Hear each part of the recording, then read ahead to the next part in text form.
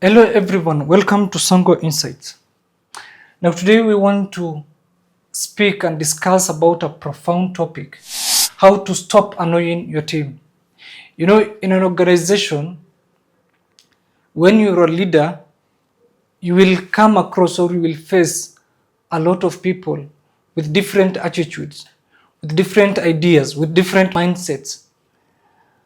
But it is your job, you as a leader, to know how to maneuver around. Now today we will discuss the two qualities of people you come across when you decide to be on the good side of the leadership or to be on the bad side of the leadership. And how are those? Now before we continue, we urge you to subscribe to our YouTube channel, hit the like button and leave us a comment on each and every video of ours so that we can know how we can improve our studies or how we can improve our engagements with you. Thank you so much. Now, for you to be a leader, if you want to annoy your people, you either be a leader who protects bad example. What do we mean? We mean this. You are a leader, yes, but you are leading people on the wrong direction. You don't mean what you say and you say what you don't mean. You tell people to come to work early or be punctual, but you are the one who comes at the work so late. You tell your staff to be in good attire, to be smart, but you yourself, you are in a ramshackle state. Everything you do is in form of squalor. So, when you possess all those qualities, then you will be a bad example. And your team, the people who you lead, may not follow you because you are leading them astray. You are not meaning whatever you say.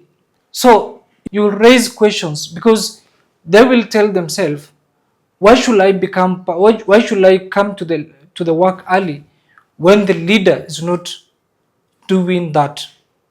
Why should I do extra for the company when the leader of the company is just doing things anyhowly? So it's for you to be a servant leader, to show in an example how much serious you are to that particular institution. You either be a servant leader, a people-oriented leader, or result-oriented leader, for you to make sure the organization goes somewhere, or for you to make sure that the organization has a vision and they are going towards that particular vision. But if you are a bad example to your team, then you are annoying your team, and at the end, the institution or the company or the organization will not achieve its goals. The second thing that will make you annoy your team is that you become a good example. It's vice versa of this one. How will you annoy your team?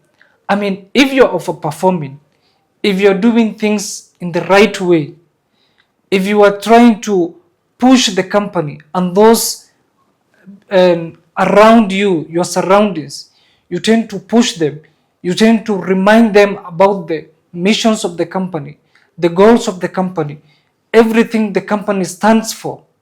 You try to improve your products, you try to improve how you engage the customers, how you work on the feedbacks of the customers, how you make sure that the brand of the company is so intact and nothing goes wrong. You invest on what we call the R&D, that is research and development. You are doing everything so that the organization prospers. So you won't miss to find those fellas who see that you are overdoing it. They will have these particular comments. He sees himself as a perfect person. He's overdoing it.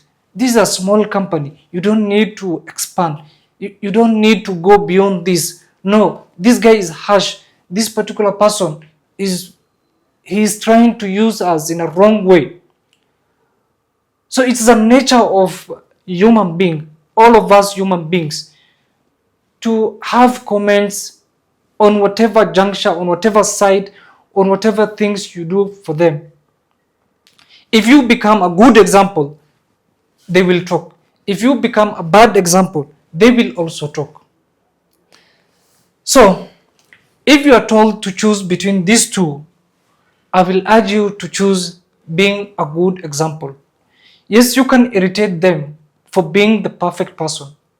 You can annoy them for being trailblazer in that company to foresee everything is going very well. You can be a good example by pushing them, by making sure each and every department in that organization performs. Whether the research and development department, whether the marketing department, the production department, the sales team, the marketing team, and everyone, including those who do the minor activities, the janitors, everything in the organization, you keep in touch with how they do their work. You advise them, you tell them this is not the way. You become a servant leader. So I will urge you to take the latter example, and make sure the company prospers and the company goes beyond you and your team. I would like you to leave us a comment of which example do you possess when you become a leader. You see, leadership is not an easy task. That's why you see there are few leaders in an organization, in a country, because it is a hard task.